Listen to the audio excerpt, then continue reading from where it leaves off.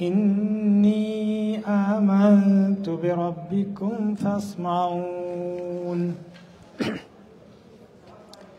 قيل ادخل الجنة قال يا ليت قومي يعلمون بما غفر لي ربي وجعلني من المكرمين وما أنزلنا على قومه من بعده من جند من السماء وما كنا منزلين إن كانت إلا صيحة واحدة فإذا هم خامدون يا حسرة على العباد ما يأتيهم من رسول إلا كانوا به يستهزئون ألم يروا كم أهلكنا قبلهم من القرون أنهم إليهم لا يرجعون وإن كل لما جميع لدينا محضرون الحمد لله رب العالمين والصلاة والسلام على نبينا محمد وعلى آله وأصحابه أجمعين আমরা সূরা ইয়াসিনে আছি এবং আজকে 20 নম্বর আয়াতে আমাদের শুরু হওয়ার কথা।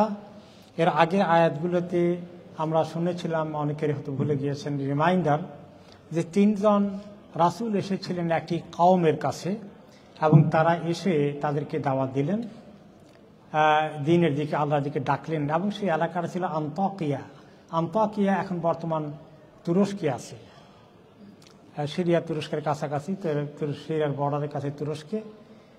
এই জায়গায় 3 জন নবীকে আল্লাহ তাআলা একসঙ্গে পাঠিয়েছিলেন।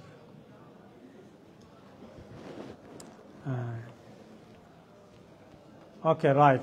তাহলে আমরা বোধহয় আর একটু পেছনে যেতে হবে মনে হচ্ছে যেন। আপনারা কেউ আমাকে শেয়ার করলেন না যে কত নম্বর আয়াতে থেমেছি। আচ্ছা আচ্ছা, এখন সবার একটু হুঁশ হয়েছে, তাই না? রাইট। আমি ওই ঘটনাটা মাইন্ডে ফোকাস করেছিলাম, তো ওই দিন ওদিকে চলে গেছি ঘটনার দিকে।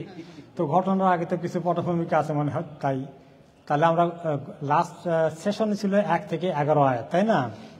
তাহলে আজকে 12 নম্বর আয়াত থেকে শুরু হবে। ওকে, আলহামদুলিল্লাহ। রাইট। সেটা হচ্ছে আল্লাহ তাআলা এক্সাম্পল দিলেন, ওয়াদরিব লাহুম মাসালান আসহাবাল কারিয়াহ। আসলে রাসূলুল্লাহ সাল্লাল্লাহু আলাইহি ওয়াসাল্লাম যখন দাওয়াত দিচ্ছিলেন, মক্কার লোকেরা খুব ওয়েলকাম করেছিল না? আর যুগে যুগে সব নবীদেরকে কি ওয়েলকাম করেছে? সাধারণত মানুষের টেন্ডেন্সি হলো অল্প কিছু লোক ওয়েলকাম করে, বাকিরা কি করে? দুশ্মনী শুরু করে দেয়। সব নবীদের ক্ষেত্রেই তা হয়েছে। এখন এই কাহিনীগুলো কি আল্লাহ তাআলা একাধিকবার কেন কোরআনে পাকে বলেছেন যে যারা এই দ্বীনের কাজ করবে, পৃথিবীর মানুষের অভ্যাস হলো তারা দ্বীনকে খুব সহজেই ওয়েলকাম করবে না।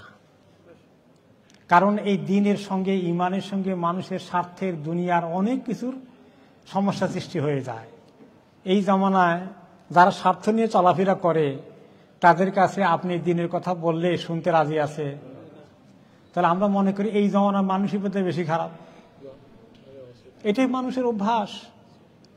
এবং রাসূলুল্লাহ সাল্লাল্লাহু আলাইহি ওয়াসাল্লাম তিনি যখন এত কষ্ট করে দাওয়াত দিচ্ছেন আর লোকরা তাকে গ্রহণ করছে না, প্রত্যাখ্যান করছে, তখন ওনাকে সান্ত্বনা দেওয়ার জন্য আল্লাহ তাআলা বিভিন্ন নবীদের ইতিহাসকে তুলে ধরেছেন, যাতে করে সব নবীরাই যেভাবে সাফার করেছেন, ফেস করেছেন, মানুষের কাছ থেকে বিরোধিতার সম্মুখীন হয়েছেন এবং তারা ছেড়ে দেননি, অনেকেই কামিয়াব হয়ে গেছেন। অনেক লোকই দ্বীনের দিকে এসেছিল, কেউ কেউ আছেন যে তারা বেশি সুবিধা করতে পারেন নাই, মাত্র কয়েকজন দ্বীনে এসেছে। কেউ কেউ এমন নবীও ছিলেন, একটি হাদিসে এসেছে সুবহানাল্লাহ, যে কোন কোন নবীর পিছনে বিশাল জামাত থাকবে, এত বেশি তার উম্মত থাকবে, আর সবার উপরে থাকবেন আমাদের নবী মুহাম্মদ সাল্লাল্লাহু আলাইহি ওয়াসাল্লাম। তারপরে কিছু নবীদের আরো অনেক কম হবে, কয়েক হাজার, কয়েক লাখ, কয়েক হাজার, তারপরে কয়েকশো, তারপরে শতের নিচে কয়েক দশক থাকতে পারে। এরপরে কয়েক ঘন্টা উম্মত মতো আছে, 2-4 জন আছে, একজনও থাকতে পারে উম্মত আর নাই, কেউ আছে যে একজনও নাই তার পিছনে। তো এগুলো নবী করিম সাল্লাল্লাহু আলাইহি ওয়াসাল্লামকে আল্লাহ তাআলা জানিয়েছেন যে দেখেন আপনি হতাশ হবেন না, আপনি আপনার দায়িত্ব ঠিক মতো পালন করেন সেটা আমি দেখব, আর আপনি কাজ চালিয়ে যান। আর সব নবীরা এটা ফেস করেছে, আপনাকে ফেস করতে হবে। তারপরে আল্লাহ তাআলা ওনার জন্য এক্সাম্পল দিয়েছেন, শুধু ওনার জন্য নয়, এটা আমাদেরও কাজে লাগবে। আমরা যখন দিনের কাজ করতে যাই মানুষের পাত্তা দেয় না, দিনের কথা শুনতে চায় না, আর রাখেন এগুলো অন্য গল্প গুজব করি। তো আল্লাহ তাআলা রাসূলুল্লাহ সাল্লাল্লাহু আলাইহি ওয়াসাল্লামকে ওনার জন্য এবং আমাদের জন্য এক্সাম্পল দিতে বলছেন, ওয়াদরিব লাহুম মাসালান, তাদের জন্য একটা উদাহরণ পেশ করেন, আপনি একটা উদাহরণ দেন ইতিহাস থেকে। আসহাব আল কারিয়া, আল কারিয়া এলাকায়, এটা তাফসিরে এসেছে আন্তাকিয়া, তুরস্কের এবং সিরিয়ার বর্ডারের মাঝামাঝি, এখন তুরস্কের ভিতরে পড়েছে। এই আন্তাকিয়া এলাকার লোকদের এক্সাম্পল দেন। ইজা আহাল মুরসালুন, এই আন্তাকিয়া অঞ্চলের লোকদের কাছে যখন নবীগণ এসেছিলেন, প্রথমে একসঙ্গে আল্লাহ তিনজনকে পাঠাননি।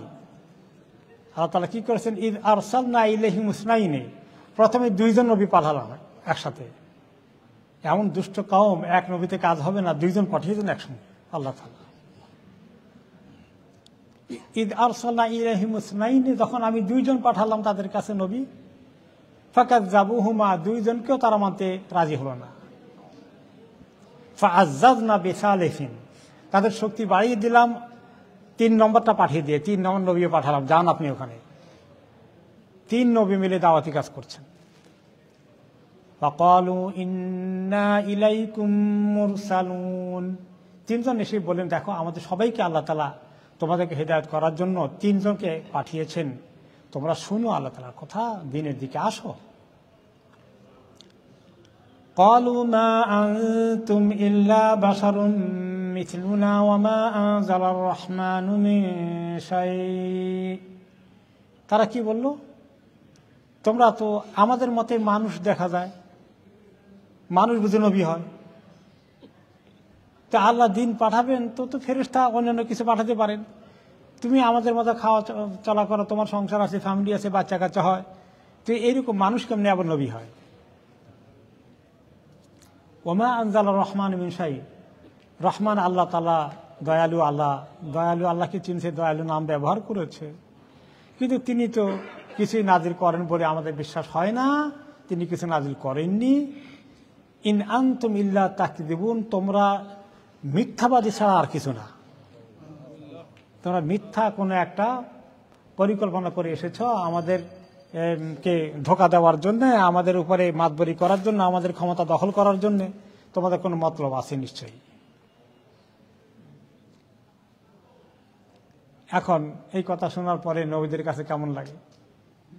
ক্বালু মা আনতুম ইল্লা বাশারুম মিথলুনা ওয়া মা আনজালার রহমানু মিন শাইইন ইন আনতুম ইল্লা তাকযিবুন ক্বালু রাব্বুনা ইয়ালামু ইন্না ইলাইকুম লামুরসালুন, তারা কি বলবেন, দেখো আমাদের রব যার কথা তোমরা বললে, সে রব তো ভালো করে জানেন যে আমরা তোমাদের কাছে প্রেরিত রাসূল, তোমাদের কাছে আল্লাহ তাআলার পক্ষ থেকেই পাঠানো হয়েছে, এটা তো আল্লাহ ভালো করেই জানেন, তোমরা বিশ্বাস করবে না?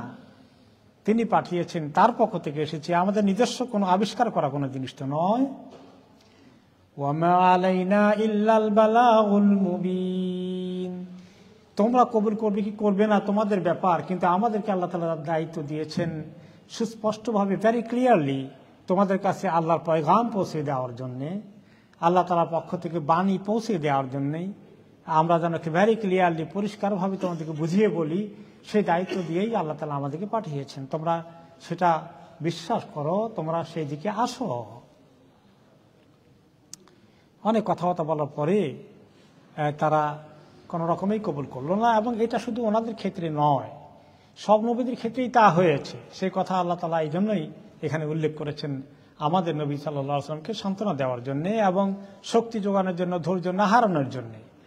অন্য আয়াতে আল্লাহ তাআলা বলেছেন, যালিকা বিআন্নাহু কানাত তা'তিহিম রুসুলুহুম বিল বায়িনাতি ফাকালু আবাশারুন ইয়াহদুনানা। অন্য আয়াতে আল্লাহ তাআলা বলেছেন, যে এটা এদের কথা হচ্ছে এই এই তাদের আগেও এই এই মানুষ জাতির কাছে যখনই নবী রাসূলগণ বাইয়িনাত সুস্পষ্ট দলিল প্রমাণ মুজিজা লক্ষণগুলো নিয়ে এসেছেন নবুয়তের, এরপরেও তারা বলেছিল বাশারুন ইয়াহদুনানা, মানুষ আসছে আমাদেরকে হেদায়েত করতে, মানুষ কেমনে আমাদেরকে হেদায়েত করবে, তো কোনো ফেরেশতা যদি পাঠাতেন তাহলে দেখা যেত। এভাবেই যুগ যুগেই করেছে। ঠিক তেমনি নবী করিম সাল্লাল্লাহু আলাইহি ওয়াসাল্লামকে তারা বলেছে, তারা মানতে কোন রকম রাজি হয়নি। তো এরপরে আল্লাহ তাআলা বলছেন, নবীরা কি বললেন এখন সেটা আল্লাহ তাআলা বলছেন। তিনজন নবী বললেন, ক্বালু ইন্না তাতায়্যারনা বিকুম, তাদের সঙ্গে অনেক কথাবার্তা হলো, দেন দরবার হলো, তিনি বোঝানোর চেষ্টা করলেন। তারপরে তারা কিছুতেই মানবে না, বরঞ্চ এখন আস্তে আস্তে তারা তাদের বিরুদ্ধে খেপে গিয়েছে, নবীদেরকে বহিষ্কার করে দিয়ে দিতে বলছে, এখান থেকে চলে যাও জলদি করে। ক্বালু ইন্না তাতায়্যারনা বিকুম, তোমাদের উপস্থিতি আমাদের সমাজে আমাদের জন্য কুলক্ষণ নিয়ে আসবে, আমাদের সমাজে ক্ষতির কারণ হয়ে যাবে, তোমাদের উপস্থিতি আমাদের বলা মুসিবত নিয়ে আসবে, ভাগো এখান থেকে। দেখছেন কত সীমা লঙ্ঘন করে। যুগে যুগে যারা আল্লাহর দুশমন তাদের গলা অনেক বড় হয়, তাই না? এই ফেরাউন নমরুদ তাদের গোষ্ঠীরা এই জমানায়ও তাদের স্বর অনেক চড়া হয়, কখনই তারা আল্লাহর ভয় ভীত হয় না। তারপরে তারা থ্রেট দিল, যদি তারা নিরাপদে প্রস্থান না করো, সেফলি চলে না যাও, তাহলে খবর আছে। কিন্তু কি খবর আছে? লাইল্লাম তানতাহু লানারজুমান্নাকুম, যদি তোমরা এই কাজ করা বন্ধ না করো বা এখান থেকে চলে না যাও, লানারজুমান্নাকুম, তোমাদেরকে প্রস্তর নিক্ষেপ করব, আমরা পাথর নিক্ষেপ করতে থাকবো। ওয়ালা ইয়ামাসসান্নাকুম মিন্না আযাবুন আলীম, আমাদের পক্ষ থেকে তোমাদেরকে কঠিন আযাব ফেস করতে হবে, আমরা চরম শাস্তি দিয়ে তোমাদেরকে শায়েস্তা করব। এখনো কোনো কোনো সময় মানুষকে দিনের দাওয়াত দিতে গেলে মানুষ মারমুখী হয়ে ওঠে, হয় কিনা? অনেক জায়গায় আছে এরকম, দুশ্মনী শুরু করে দেয়। এখন ওনারা কি জবাব দিলেন? ক্বালু তায়িরুকুম মাকুম, আসল সর্বনাশ তো তোমাদের সঙ্গে আছে, আমরা সর্বনাশ নিয়ে এসেছি, আমরা তোমাদের ক্ষতির কারণ হয়ে যাব? তোমাদের ক্ষতির কারণ তো তোমরা নিজেরা নিজের পায়ে কুড়াল মারছ। আইন যুক্কিরতুম বাল আনতুম কওমুম মুসরিফুন, তোমরা কি শিক্ষা নিলে, নসিহত গ্রহণ করলে যে আল্লাহর কাছে যিনি সৃষ্টি করেছেন, যার পক্ষ থেকে এসেছি, তার কথা শুনতে রাজি নও তোমরা শিক্ষা গ্রহণ করলে? বাল আনতুম কওমুম মুসরিফুন, তোমরা সীমা লঙ্ঘনকারী জাতি, তোমাদের কপালে কি দুর্ভোগ আছে, কি বিপদ তোমরা ডেকে আনছো, তোমরা কি জানো? এখন তারা এই নবীদেরকে মারধর করবে, নবীদেরকে হত্যা করে ফেলবে, এই প্রস্তুতি নিচ্ছে। এই খবর পেয়ে ওই গ্রামের অপর প্রান্তে একজন ভালো আল্লাহওয়ালা ছিলেন, মুসলিম ছিলেন, তিনি ইসলাম কবুল করে ফেলেছিলেন। তো তার কাছে খবর গেল যে নবীদেরকে হত্যা করে ফেলবে, তাদেরকে মারবে, তাদেরকে বহিষ্কার করবে, তাদের বিরুদ্ধে ষড়যন্ত্র পাকাপোক্ত করা হচ্ছে, সবাইকে জমানো হচ্ছে। এই খবর পেয়ে দৌড়ে আসলেন ওই লোকটি গ্রামের অপর প্রান্ত থেকে, আরেক মাথা থেকে।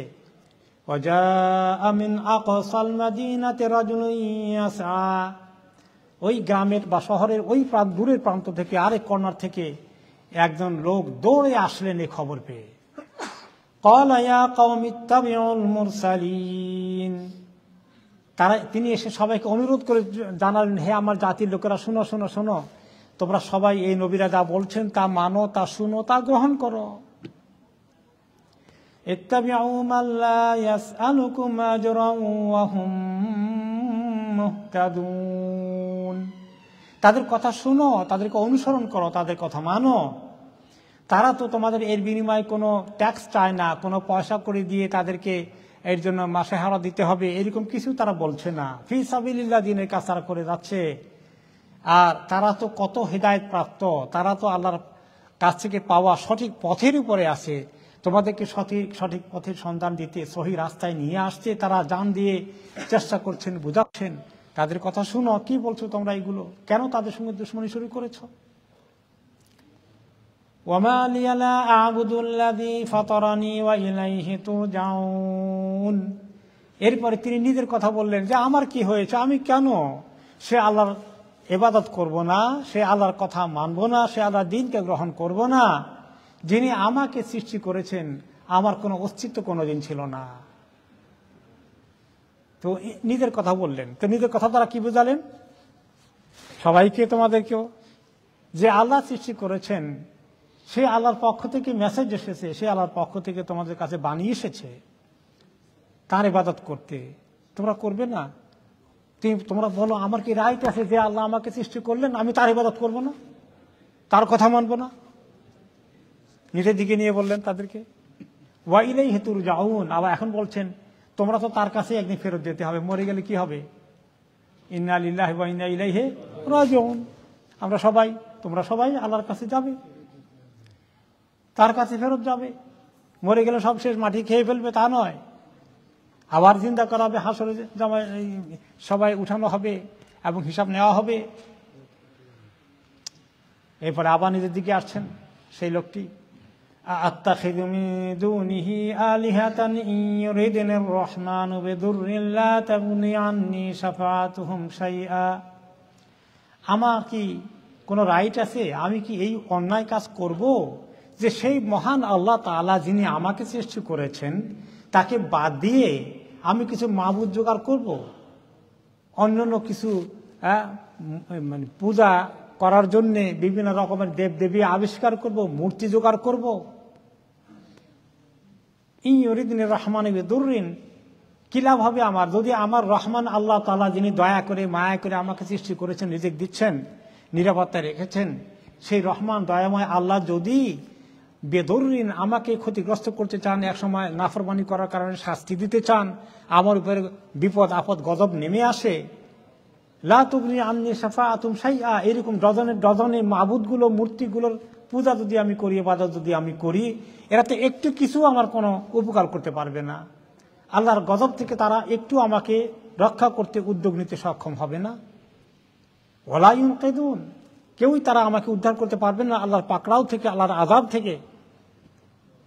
আমার আল্লাহর আযাব থেকে বাঁচতে হলে একমাত্র আল্লাহ তাআলাকে ইবাদত করতে হবে, ডাকতে হবে। ইন্নী ইযাল লাফি দালালিম মুবিন, এমন অন্যায় কাজ যদি আমি করি আমি প্রচন্ড গোমরাহিতে লিপ্ত হয়ে যাব। এত বড় ভ্রান্তি, এত বড় ভুল হবে আমার জন্য, আল্লাহকে ছাড়া অন্য কাউকে কারো পূজা করা, ইবাদত করা ও মাবুদ হিসেবে গ্রহণ করা কত জঘন্য অন্যায়ের কাজ হবে। ইন্নী আমানতু বিরাব্বিকুম ফাসমাউন, তোমরা শোনো, আমি সেই রবের উপরেই ঈমান এনেছি, তোমাদের ওই রবের উপরে ঈমান এনেছি যে রবের দিকে তোমাদেরকে ডাকা হচ্ছে। আমি তোমাদের দেশের লোক, তোমাদের এলাকার লোক, তোমাদের অঞ্চলের লোক, তোমরা আমাকে চিনো এবং তিনি দিনদার হিসেবে সবাই চিনে যে তিনি কারো ক্ষতি করেন, একজন ভালো মানুষ। এই জন্য নিজে তিনি আসলেন পরিচয় দিয়ে, আমি তোমাদেরই একজন মানুষ, তোমাদের এলাকারই মানুষ। আমি তোমাদের মধ্যে থেকে আল্লাহ তাআলাকে চিনতে পেরেছি, তাদের দাওয়াত কবুল করেছি। তোমরা কথা শোনো, কথা শোনো, দাওয়াত কবুল করো। তারা কি কবুল করলো? করলো না। কবুল না করে তারা কি করে ফেললো? মাঝখানের কাহিনী আল্লাহ তাআলা আর বলেন নাই। এরপরে কি ঘটেছে একটা ব্রেক দিয়ে পরের অংশ আল্লাহ তাআলা বললেন, কিলা দুখুলিল জান্নাহ, তাকে বলা হলো তুমি জান্নাতে চলে যাও। কাকে বলা হলো? এই নেককার লোকটিকে। নেককার লোকটা কি হয়ে গেল, কেন জান্নাতে যাবে, তিনি কোথায় এখন? তাকে হত্যা করা হয়ে গেছে। তাকে এমন ভাবে হত্যা করেছে, মারতে মারতে তাকে, এবং তাকে পদদলিত করে শোয়ে তাকে এমন ভাবে তার উপর লাফালাফি করেছে, তার পেটের নাড়িভুড়িগুলি তো তার পেছনের রাস্তা দিয়ে বের হয়ে গেছে। এত দুশ্মনী করে, এই ইসলামকে যারা ঘৃণা করে, আল্লাহর যারা দুশ্মন হয় তারা আল্লাহওয়ালা লোকদেরকে এত ঘৃণা করে, যারা আল্লাহর দিকে মানুষকে ডাকে। এবং এইরকম ঘটনার পুনরাবৃত্তি এই জমিনে এখনো ঘটে। মানুষকে হত্যা করে, তার উপরে নর্তন কুর্দন করে, সেলিব্রেশন করে। দুশ্মনী কি জায়গা জমিনে দুশ্মনী হয়েছে? শুধু দিনের কথা বলে কেন? সুবহানাল্লাহ। নবী করিম সাল্লাল্লাহু আলাইহি সাল্লামকে আল্লাহ তাআলা শোনালেন, আর এখানে শুধু ওনার জন্যই খবর আছে? এই জামানায় আমাদের জন্য খবর আছে। দিনের কাজ করতে গেলে কিছু বাধা বিপত্তি চলে আসতে পারে, সেই ক্ষেত্রে ভয় পেয়ে মানুষ দিনের কাজকে ছেড়ে দেবে না।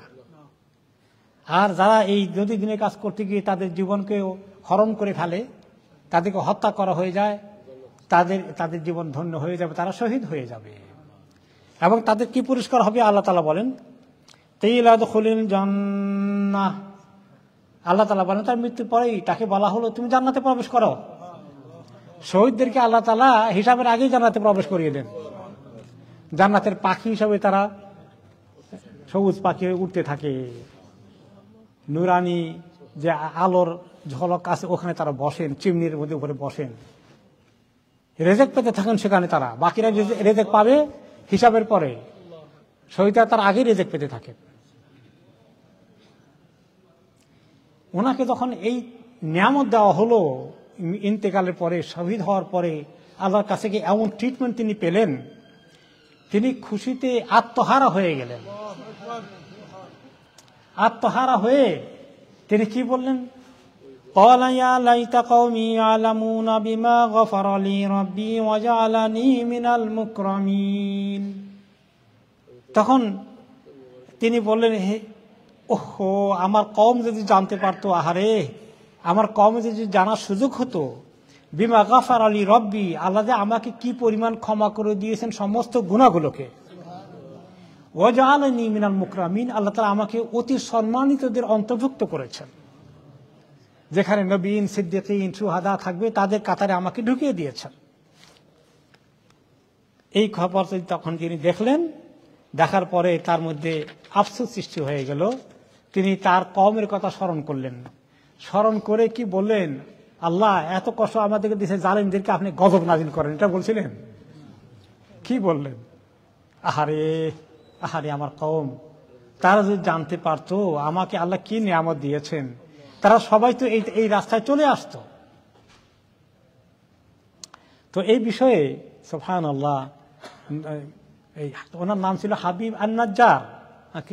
উনি যখন দেখলেন মুজাহিদ রহমতুল্লাহ আলাইহি, যিনি অন্যতম বড় একজন মুফাসসির, যিনি তাবেঈ এবং ইবনে আব্বাস রাদিয়াল্লাহু আনহুমার শাগরেদ, তার কাছ থেকে তাফসীর শিখেছেন। সাহাবীদের মধ্যে অন্যতম বড় মুফাসসির ছিলেন কে? আব্দুল্লাহ ইবনে আব্বাস রাদিয়াল্লাহু আনহুমা। ওনার কাছ থেকে তাফসীর শিখেছেন যিনি, উনি বয়ান করছেন, ওনার ছাত্র বেশ কয়েকজন ছিল, তার মধ্যে মুজাহিদ রাহমাহুল্লাহ একজন। তিনি বলেন, কিলা লি হাবিব আন-নাজ্জার, যখন আল্লাহ তাআলা হাবিব আন-নাজ্জারকে বললেন উদখুলিল জান্নাহ, জান্নাতে প্রবেশ করো, ওকে, আর তিনি যখন দেখলেন ফালাম্মা রাআত সাওয়াব, এত নিয়ামত আল্লাহ রাস্তায় শাহাদাতের, আল্লাহ দিনকে নিয়ে তারা শহীদ হয়ে যায়, তাদের এত নিয়ামত, তখন তিনি বলেন ইয়া লাইতা কওমি ইয়ালামুন। এবং এই প্রসঙ্গে কাতাদা রাহমাতুল্লাহ আলাইহি আরেক তাবেঈ, তিনি বলেন লা তালকাল মুমিনু ইল্লা নাসিহান লা তালকাহু গাসান। মুমিনের এটাই চারিত্রিক বৈশিষ্ট্য, সে অন্যদের দুশমনি করতে গিয়ে শুধু দুশমনির পিছনে লেগে থাকে না, সে তার কওমের দুশমনি করলেও সে তাদের কল্যাণকামী হয়, কল্যাণকামী হয়।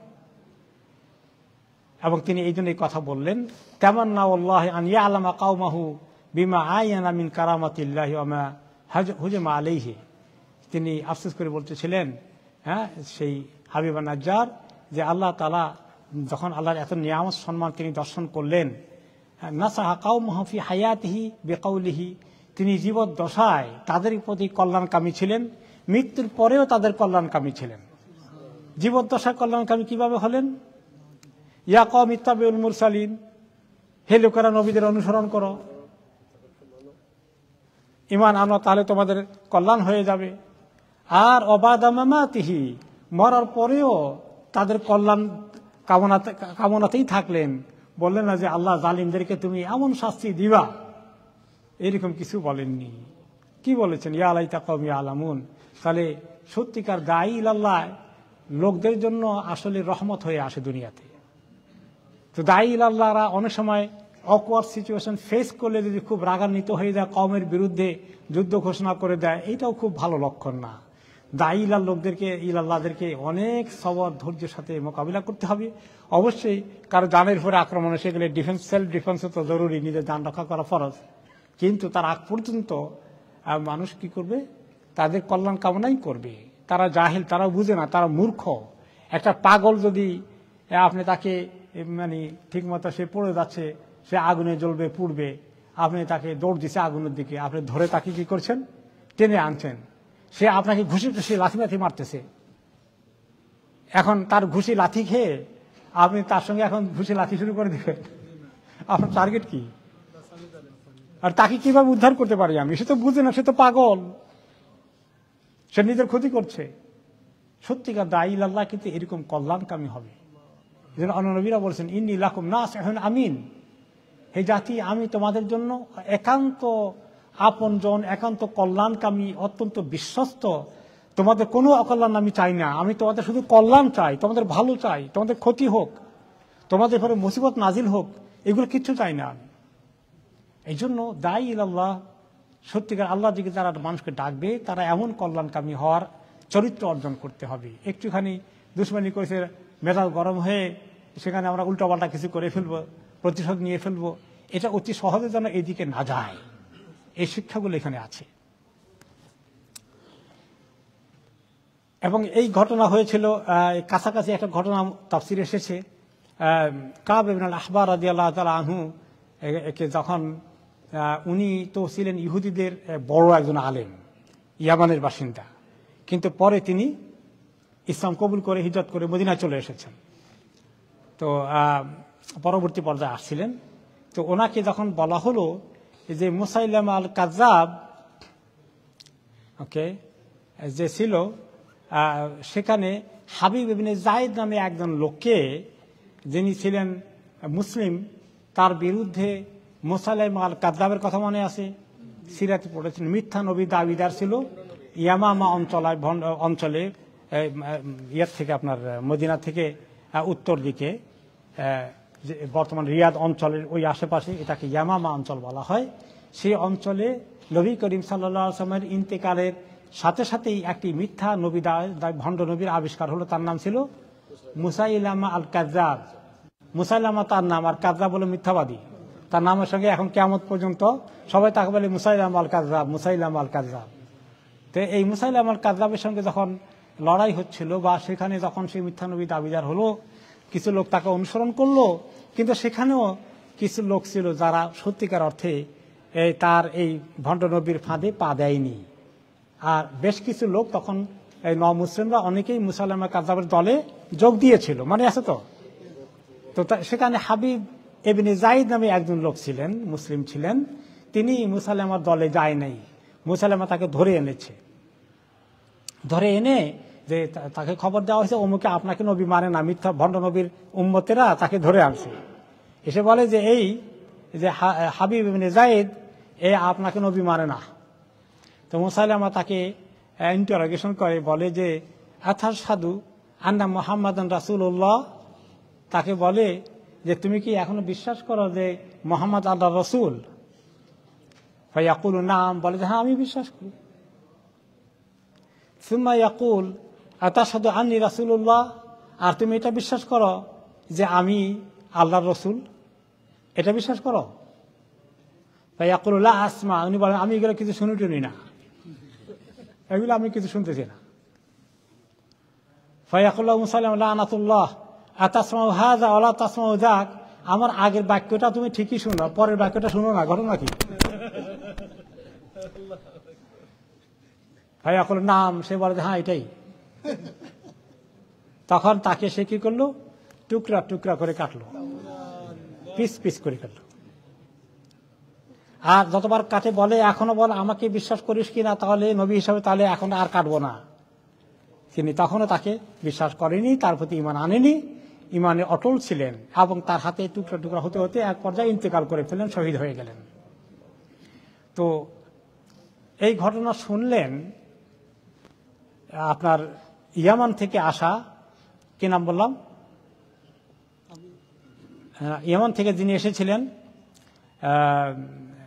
মদিনাতে, কাব আল আহবার, ইহুদিদের বড় আলেম।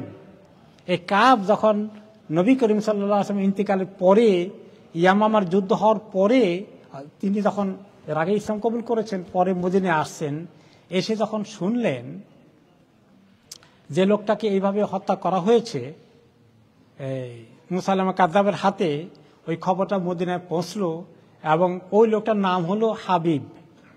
তিনি বলেন সুবহানাল্লাহ, হাবিব ইবনে যায়েদ। এর আগের ওই যে তিনজন নবীর কাছে যে লোকটা আসছিল তার নামও ছিল হাবিব, হাবিব আন-নাজ্জার। তিনি বলেন সুবহানাল্লাহ, একই পর্যায়ে অবস্থা হলো। ওই হাবিব শহীদ হয়ে গেলেন, আল্লাহ তাকে জান্নাত দিলেন। এই হাবিবও শহীদ হয়ে গেলেন, নিশ্চয়ই তিনি সেই জান্নাতে যাবেন। সুবহানাল্লাহ। তারপরে বললেন ওয়াকান আল্লাহু সাহিবু ইয়াসিন ইসমুহু হাবিব।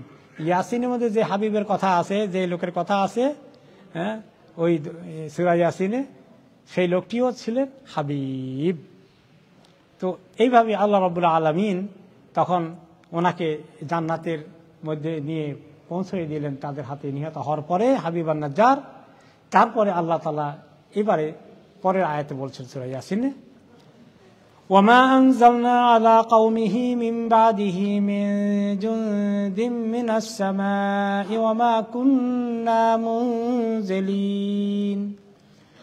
তারা যে এই অন্যায় অপকর্ম করেছিল, হাবিব আন-নাজ্জারকে এইভাবে তারা অন্যায়ভাবে, এত নিষ্ঠুরভাবে হত্যা করেছিল, তার বডির উপরে তারা নর্তন কুর্দন করেছিল, আমি তাদেরকে সাহায্য করার জন্য আকাশ থেকে বিরাট ফেরেশতার বাহিনী পাঠাতে হয়নি, অনেক বড় যুদ্ধ ঘোষণা করতে হয়নি আমাকে।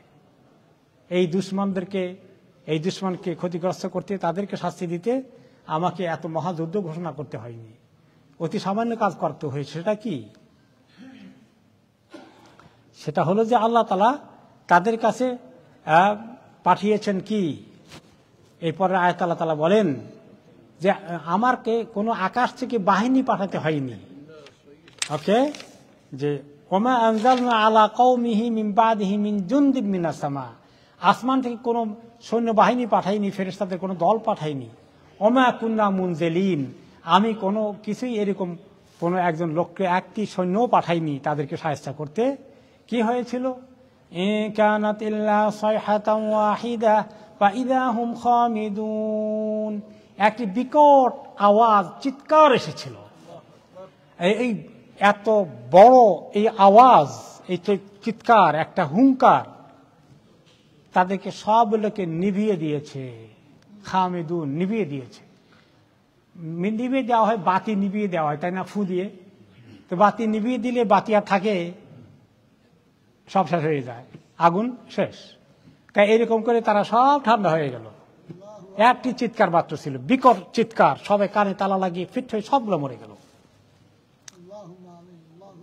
এবং কিভাবে সেটা হয়েছে তাফসীরে এসেছে যে বাস আল্লাহ তাআলা বিহি ইলাইহিম জিবরিল আলাইহিস সালাতু ওয়াস সালাম, আল্লাহ তাআলা জিবরিল আলাইহিস সালামকে তাদের কাছে পাঠালেন।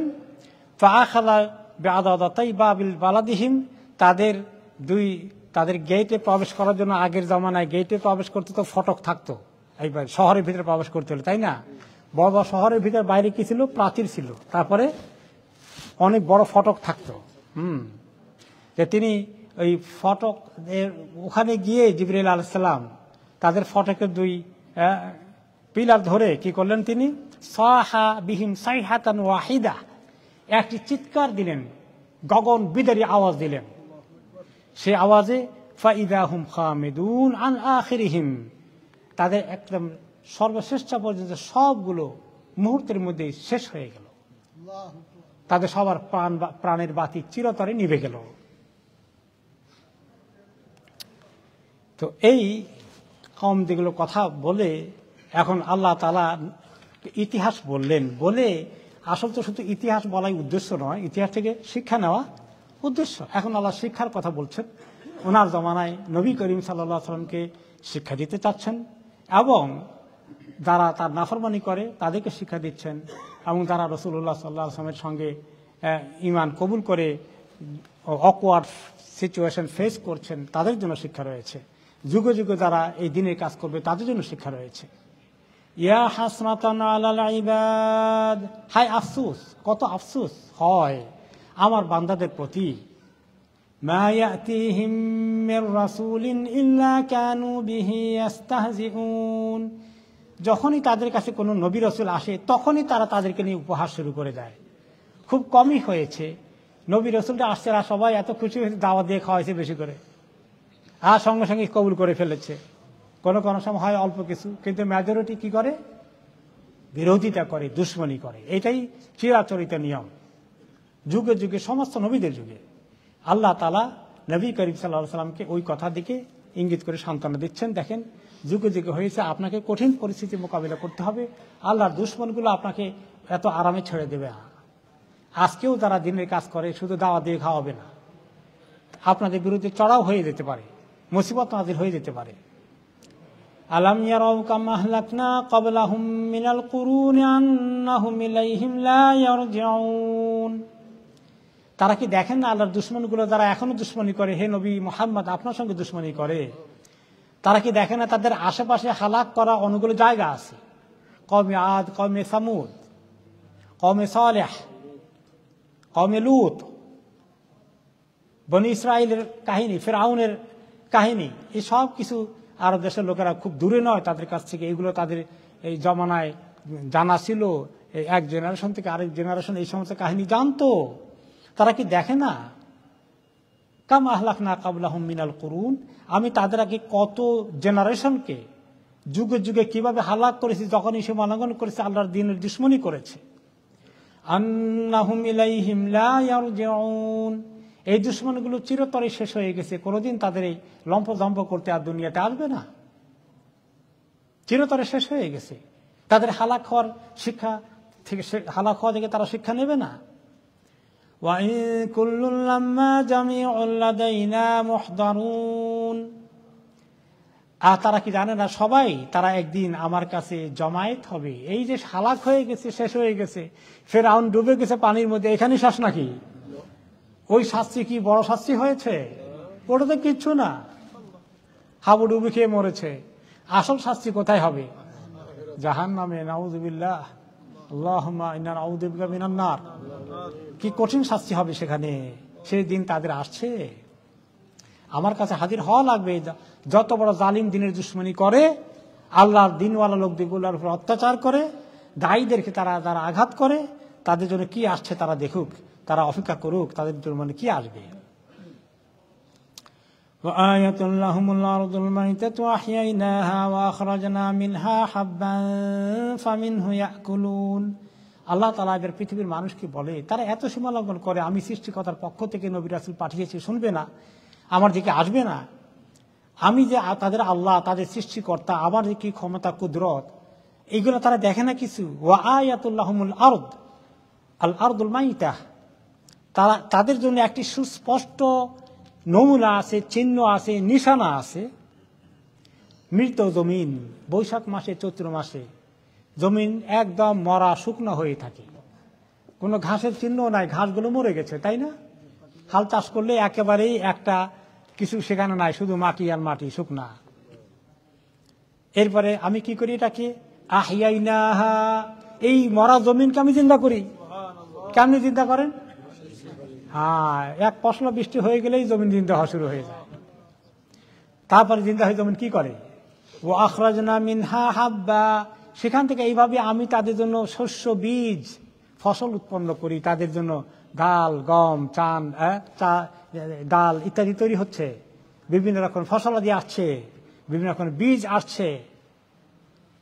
ফামিন হুয়া কুলুন, যেই বীজগুলো খেয়ে, যেই ধানের থেকে ভাত তৈরি হয়, যে গম থেকে রুটি তৈরি হয়, এইগুলো খেয়ে তারা খায়। তারা দেখে না এই মাটি থেকে কেমনি উঠে, এগুলো শুকনো মাটি থেকে কিভাবে এই জীবন বেরিয়ে আসে, এই রিজেক্ট বেরিয়ে আসে, মানুষের খাবার বেরিয়ে আসে মাটির নিচের থেকে।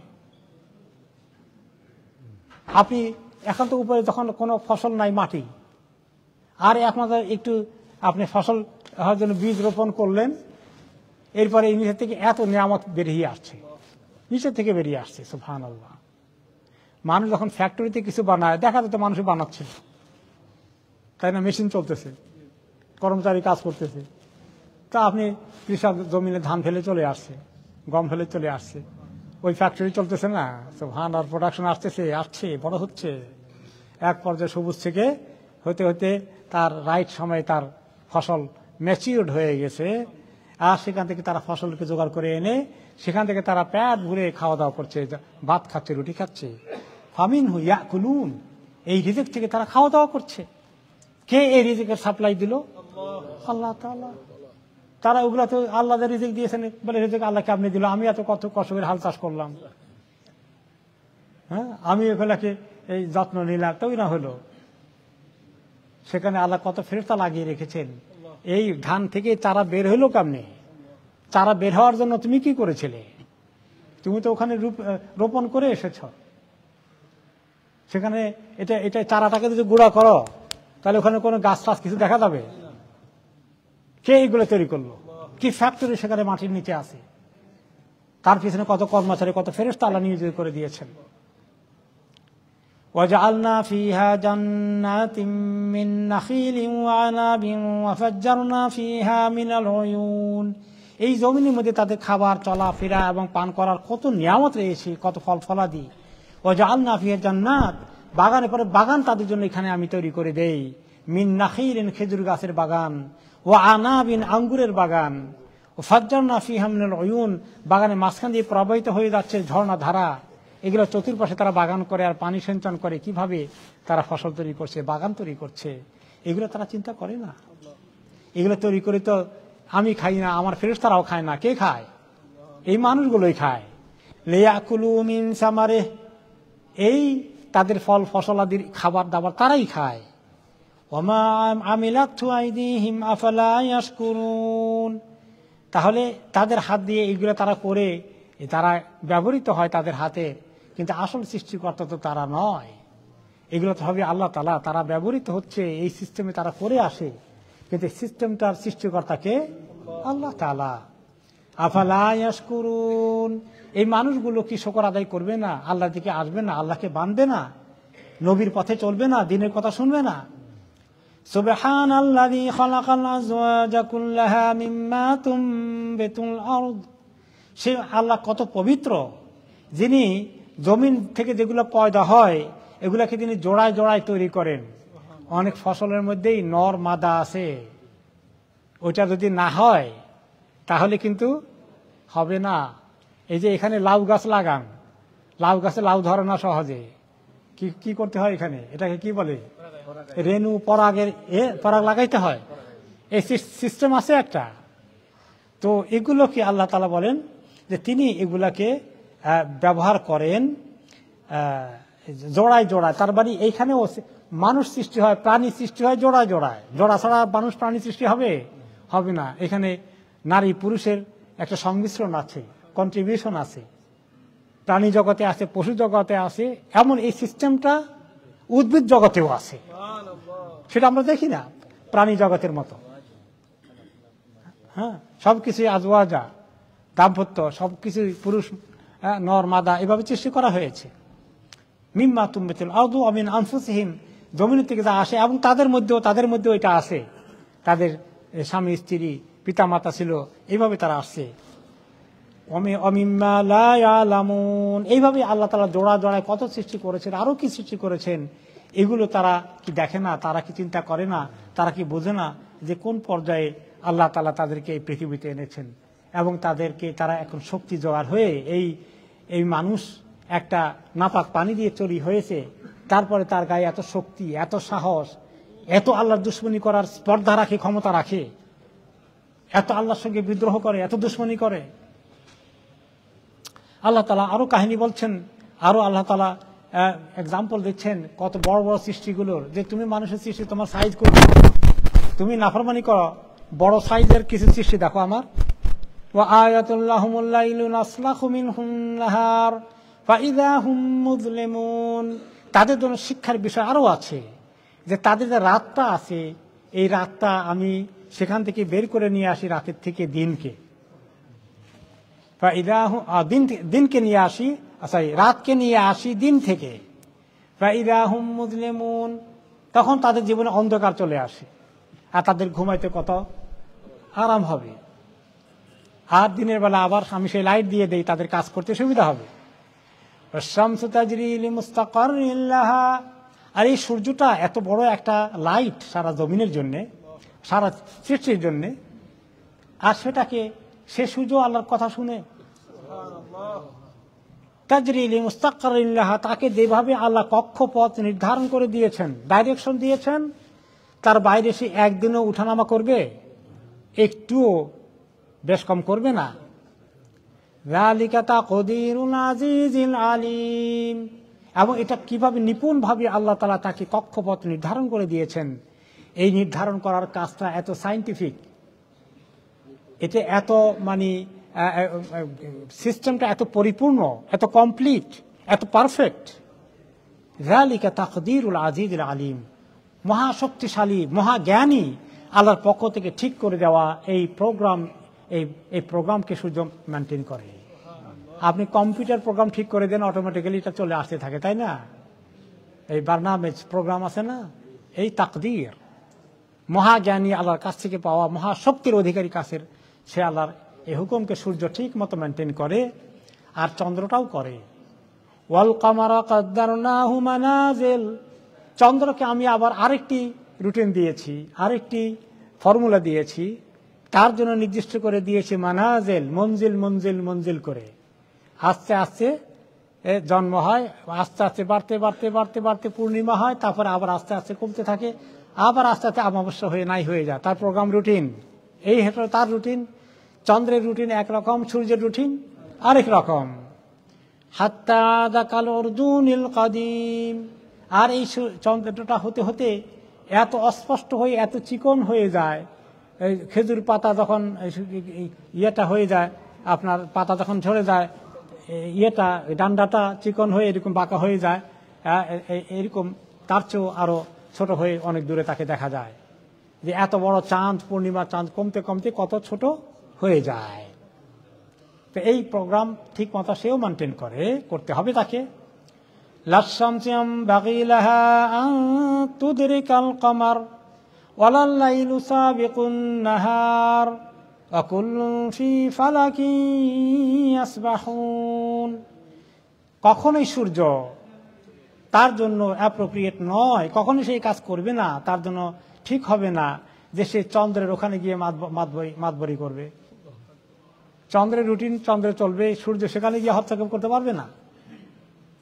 ওয়ালাল লাইলু সাবিকুন নাহার, আর রাত্র দিনের আগে যেতে পারবে না, অর্থাৎ যতটুকুন রাত থাকার ততটুকুন, তার আগে আসতে পারবে না, তার আগে বিদায়ও নিতে পারবে না। রাত কখনোই দিনের আগে যেতে পারবে না। তা আগে কিন্তু রাত আসে, দিন পরে আসে, তাই না? এই কথার সঙ্গে মিল আছে শরীয়তের দৃষ্টিতে, আগে রাত পরে দিন, সাবিকুন নাহার। এখন এই কোরআন শরীফ থেকে নিয়ে লোকেরা নাম রাখে, এখন অনেক মহিলার নাম আছে সাবিকুন নাহার। তো এখন কোরআন শরীফ থেকে শব্দ নিলেই অর্থটা ঠিক আছে কিনা, তো এখানে তো কথা তো অপূর্ণাঙ্গ। সাবিকুন নাহার দিনের আগে, তো দিনের আগে কি হলো, কোনো অর্থ হলো? অনেক মহিলার নাম আছে সাবিকুন নাহার। হ্যাঁ, তো এইভাবে করে অনেক নাম লোকেরা শুধু কোরআন শরীফ থেকে নিয়ে নেয়। এই একটা রং মেথোডোলজি, এটা একটা খারাপ একটা চিন্তা নাম রাখা। এই জন্য যারা জানে ফাস আলু আহলা যিকরি ইন কুনতুম লা তা'লামুন, যারা জানে না তারা যেন যারা জানে তাদেরকে জিজ্ঞেস করুক, তোমরা জিজ্ঞেস করো যারা জানো না নাম রাখার ক্ষেত্রে। ওয়া কুল্লুম ফি ফালাকি ইয়াসবাহুন, আর প্রত্যেকটি তার ফালাকের মধ্যে কক্ষপথে সাঁতার কাটতে থাকে। সিবাহা মানে সাঁতার কাটা, মানে ঘুরতে থাকে এইভাবে। এবং এই যে সূর্য ডুবে অস্ত যায়, সূর্যের কি খবর, এই ব্যাপারে একবার আবু যার রাদিয়াল্লাহু আনহু বলেন, সহিহ বুখারীতে হাদিসটি এসেছে যে তিনি আবু যার রাদিয়াল্লাহু আনহু বলেন, কুনতু মা'আন নবী সাল্লাল্লাহু আলাইহি ওয়াসাল্লাম ফি মসজিদে ইনদা গুরুবিশ শামসি, সূর্যাস্ত যখন যাচ্ছিল, সূর্য যখন অস্ত যাচ্ছিল, তখন আমি রাসূলুল্লাহ সাল্লাল্লাহু আলাইহি ওয়াসাল্লামের সাথে সাথে ওনার পাশে মসজিদে ছিলাম, মসজিদ নববীতে। ফাকাল সাল্লাল্লাহু আলাইহি ওয়াসাল্লাম, ইয়া আবু যার আতাদরি আইনা তাগরুবুশ শামস, হে আবু যার তুমি কি জানো সূর্য ডুবে কোথায় যায়? কুলতু আল্লাহু ওয়া রাসূলুহু আলাম, তিনি বললেন যে আল্লাহ এবং তার রাসূলই ভালো জানেন, আমি জানবো কোত্থেকে। তখন তিনি বলেন ফাইনা তাযহাবু হাত্তা তাসজুদা তাহতা আল আরশে, সূর্য যেতে যেতে ডুবে যেতে যেতে আল্লাহর আরশের কাছে চলে যায়, সেখানে গিয়ে আল্লাহর আরশের সামনে সেজদায় অবনত থাকে, সেজদা করতে থাকে যতক্ষণ আল্লাহ তাকে পারমিশন না দেয়, উঠো এবার আবার তোমার রুটিন শুরু করো।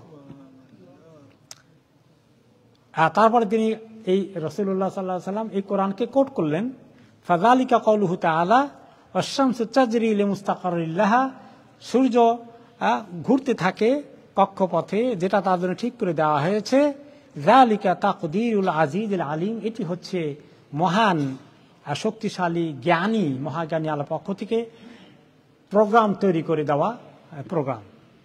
বুখারীতে আরেকটি হাদিস এসেছে, আবু দারদা রাদিয়াল্লাহু আনহু বলেন সাআলতু রাসূলুল্লাহ সাল্লাল্লাহু আলাইহি সাল্লাম, আমি আল্লাহর নবীকে জিজ্ঞেস করলাম যে আল্লাহ তাআলা যে বললেন ওয়াশ-শামসু তাজরি লিমুস্তাকাররিন লাহা, সূর্য তার কক্ষপথে ঘুরতে থাকে, এটার একটু ব্যাখ্যা করবেন, তাফসীর করবেন, কক্ষপথে ঘুরে এর অর্থটা কি? লিমুস্তাকাররিন লাহা, এবং এক পর্যায়ে গিয়ে সে এক জায়গায় অবস্থান নেয়। ওয়াশ-শামসু তাজরি লিমুস্তাকাররিন লাহা, তার যেখানে থামার কথা সেখানে গিয়ে থামে। কোন জায়গায় থামে সূর্যটা ইয়া রাসূলুল্লাহ? তখন বলে মুস্তাকাররুহা তাহতাল আরশ, তার থামার জায়গা হলো আল্লাহর আরশের নিচে।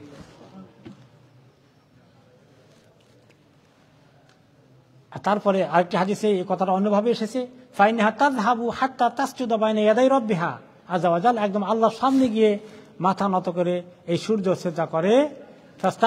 তাস্তাযিনু ফির রুজুয়ে, বলে যে আল্লাহ এখন উঠবো কিনা, আবার আসবো কিনা। তখন আল্লাহ তাআলা পারমিশন দেয়, যাও উঠো, এবার যাও, আবার তোমার কক্ষপথ চালু করো। তো এভাবে করে আল্লাহ রাব্বুল আলামিন এটা ঘুরান।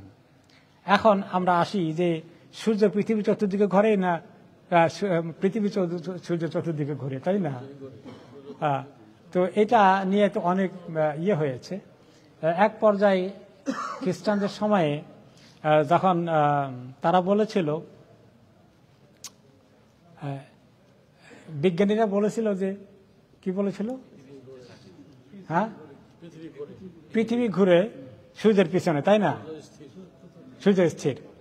এই কথা বলার কারণে তাদেরকে হত্যা করেছিল তখনকার জামানায় যারা শাসক ছিল। হ্যাঁ হ্যাঁ গ্যালিলিও, গ্যালিলিও কথা ছিল, এটা সায়েন্টিস্ট বিজ্ঞানী গ্যালিলিও।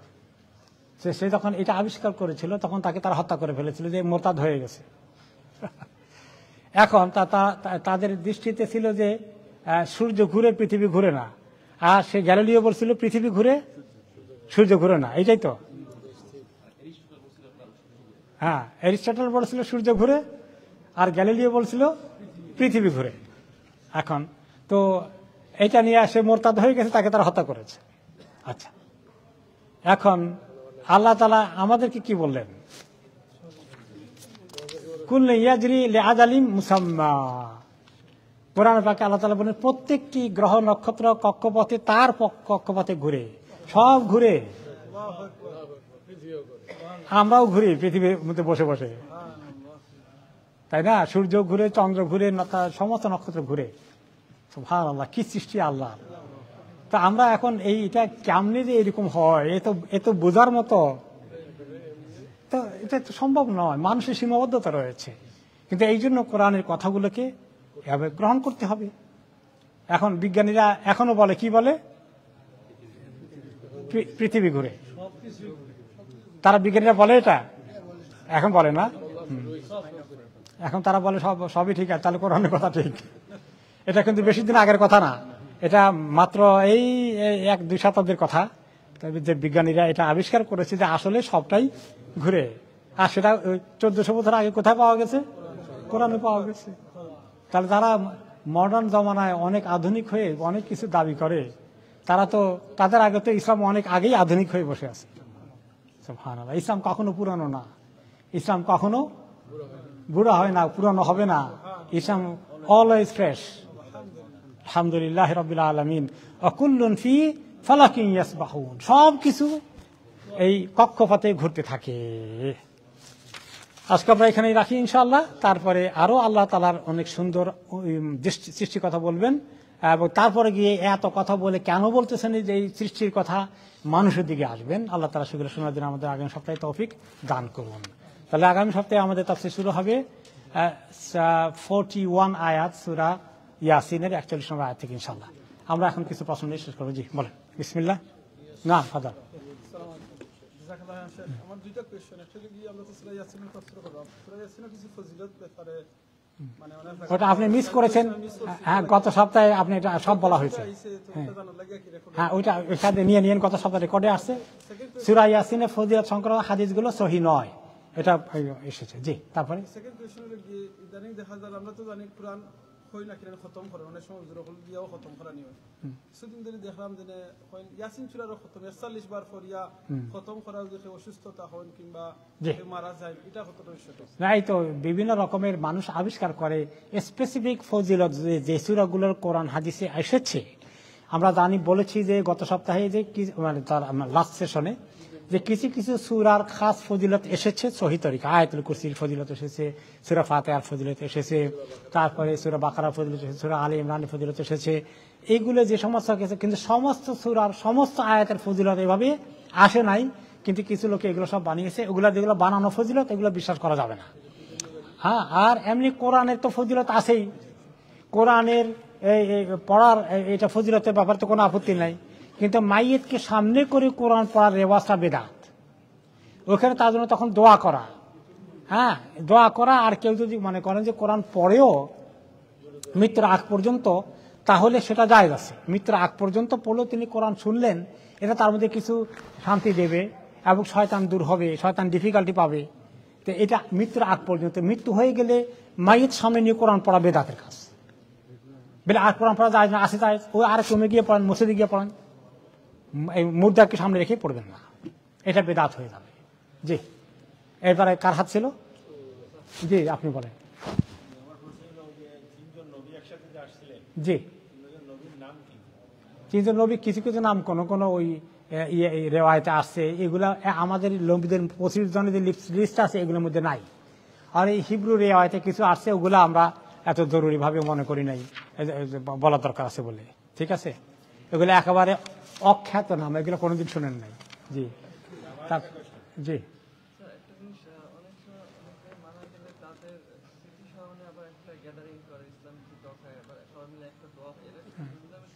হ্যাঁ, এটা একটা জরুরি প্রশ্ন আছে। কেউ মারা গেলে অমুকের মৃত্যু উপলক্ষে দোয়া এবং তার জীবনী আলোচনা করা, ইসালে সওয়াব করা, আর কি আছে, স্মরণ সভা করা ইত্যাদি।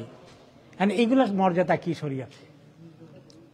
এক নম্বর হলো যে সুন্নতের মধ্যে আরব দেশে তারা তাজিয়া করতে, মরে গেলে মৃতের বাড়িতে গিয়ে তাকে সান্ত্বনা জানানো, তাকে তার জন্য সবরের কোন তার জন্য মাইতের জন্য দোয়া করা, এমনি পার্সোনালি ইন্ডিভিজুয়ালি যাওয়া, এগুলা ঠিক আছে। কিন্তু আনুষ্ঠানিকভাবে কোনো কিছুর আয়োজন করা কারো মওত উপলক্ষে, এইটা সুন্নাহ বিরোধী কাজ। নবী করিম সাল্লাল্লাহু আলাইহি ওয়াসাল্লাম ইন্তেকালের পরে সাহাবারা বসে ওনার জীবন নিয়ে আলোচনা করেছেন।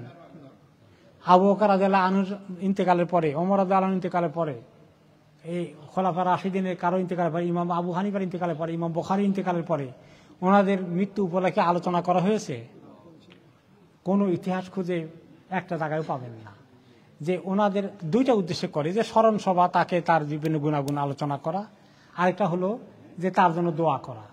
দোয়া করার কাজটার জন্য আল্লাহ তাআলা একটা ফরমাল সুযোগ আমাদেরকে দিয়েছেন।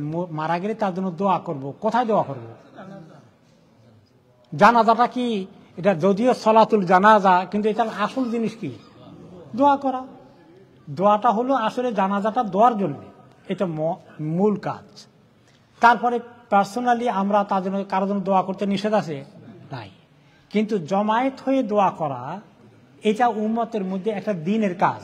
এই দিন, যে কোনো দিনের কাজ যদি নবী করিম সাল্লাল্লাহু আলাইহি ওয়াসাল্লাম সাহাবা কেরাম করেন নাই, এটার নাম সুন্নত না বেদাত? বেদাতের পরিভাষা কি, বেদাতের ব্যাখ্যাটা কি? সেটা হচ্ছে যে কাজ নবী করিম সাল্লাল্লাহু আলাইহি ওয়াসাল্লাম করেন নাই, করতে বলেন নাই, এবং তারপরে জেনারেশন সাহাবা কেরাম করেন নাই, এই দিনের কোনো কাজ পরে আবিষ্কার করা, এর নাম হলো বেদাত।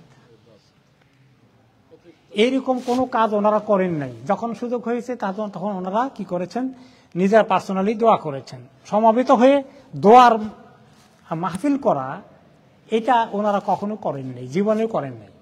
যারা এইগুলো করেন তারা একটু দেখুক, দেখি সলফে সালেহিনদের জীবনে কোথায় হয়েছে, তারা একটু খুঁজে বের করুক। তারপরে হলো যে কারো জীবন থেকে শিক্ষা নেওয়া যায় কি না। জীবন থেকে শিক্ষা নেওয়া যায়। একটা হাদিস এসেছে, এটা নিয়ে অবশ্যই কেউ দয়ীফ বলেছেন যে এটা দয়ীফে, আসলে এটা বলার দরকার নেই। তোমরা মাইয়িতদের ভালো জিনিসগুলো আলোচনা করো। তো এখন ভালো জিনিসগুলো আলোচনা করার জন্য একটা হাদিস আছে, যে একটা রেফারেন্স যে উযকুরু মাহাসিনা মাউতাকুম, তোমাদের যারা মারা গেছে তাদের ভালো ভালো গুণগুলোর কথা বলতে থাকো। হাদিসটা সহিহ নয়, কিন্তু সহিহ হাদিস একটা আছে। যখন ওনার কাছে জানাজা চলে গেল, একজনের লাশ বহন করা হলো, বলল যে লোকটা খুব ভালো ছিল, খুব ভালো ছিল, আরে এত ভালো মানুষ ছিল। তখন তিনি কি বললেন, ওয়াজাবাত, ওয়াজিব হয়ে গেছে। আবার একটা লাশ গিয়েছিল খুব খারাপ মানুষের, তখন লোকেরা বলল, আল্লাহ, এই লোক মারা গেছে, একটা বড় দুষ্ট প্রকৃতির লোক ছিল। তো নবী করিম সাল্লাল্লাহু আলাইহি ওয়াসাল্লাম বলেন, ওয়াজাবাত, এটা ওয়াজিব হয়ে গেছে। তো তিনি বললেন যে কি বলেন ইয়া রাসূলুল্লাহ, বলে যে তোমরা যার কথা যাকে ভালো বলো, আল্লাহর কাছে তোমাদের ভালো সার্টিফিকেটটা কবুল হয়ে যায়। আর যার ব্যাপারে তোমরা সবাই মন্দ মনে করো, বলা বলি করো, তারটাও আল্লাহর কাছে কবুল হয়ে যায়। তো এখন এইটার জন্য এটা হলো স্বাভাবিকভাবে আপনি কোন ভাই অমুকে মারা গেছে, ও তাই নাকি, আল্লাহ এত ভালো মানুষ ছিলেন, এটা একটা ন্যাচারাল রিয়াকশন দেখিয়েছেন। আপনি শুনছেন, উনি শুনছেন, সবাই বলল, এই হলো ন্যাচারাল। এখন যদি বলি সবাই আসি কতক্ষণ বলি উনি এত ভালো ছিলেন, এখন কিছু বানায় টানাইও কিছু বলি, কারণ একটু বক্তৃতা করতে উঠছি, যদি একটু ভালো কিছু না বলতে পারি মানুষ কইব কি বললো উনি, এটা একটা কথা বললো নাকি, এটা একটা। তো এই যে ভালো বলার এত টেন্ডেন্সি, এগুলোর মধ্যে আর্টিফিশিয়ালি জোগাড় করলে হয়ে যায়। এটার ক্ষেত্রে কিছু অসুবিধা আছে। অসুবিধা হলো সাহাবীর নাম ভুলে গেলাম, আল্লাহু আকবার, সম্ভবত আমর ইবনে আস রাদিয়াল্লাহু আনহু, যাই হোক, ওনার একজন সাহাবীর এরকম মৃত্যুর আগে কয়েকবার ওনার কি হচ্ছিল, ফিট হয়ে গেছিলেন, কিন্তু মরেন নাই। আবার ওনার হুঁশ আসছে, আবার হুঁশ আসছে। ওনার বোন ছিলেন, বোন বললেন, যখন যে ফিট হয়ে গেছিল উনি আমার কাছে মরে গেছে, তখন বোন একটু রোদন করলেন, চিৎকার দিয়ে, আহারে ওয়াহ আখা ওয়াহ, হে আমার ভাই, ওয়া জাবালাহ, ও আমার পাহাড় সম ভাই, পাহাড়ের মতো আমার ভাই, আহারে চলে গেলেন বুঝি, আহারে শ্বাস বুঝি, আহারে আমার ভাই কি ছিলেন, আমার ভাই বিভিন্ন গুণাগুণ বলতেছিলেন। এরপরে ওনার শরীর ভালো হলো, হয়ে তিনি সুস্থ হলেন। হলে বলে যে, শোনো, তুমি যে এগুলো চিৎকার দিয়ে বলছিলে জানো, তখন আমাকে বলা হচ্ছিল, আনতা কাযালিকা, তুমি কি এমনই নাকি, তুমি কি আসলেই এমন, আমাকে এভাবে জিজ্ঞাসা করা হচ্ছিল। তারপরে উনি যখন অসুস্থ হয়ে যায়, ওর বোনটা আর কাঁদেন নাই, মানে এই চিৎকার করে বলেন নাই।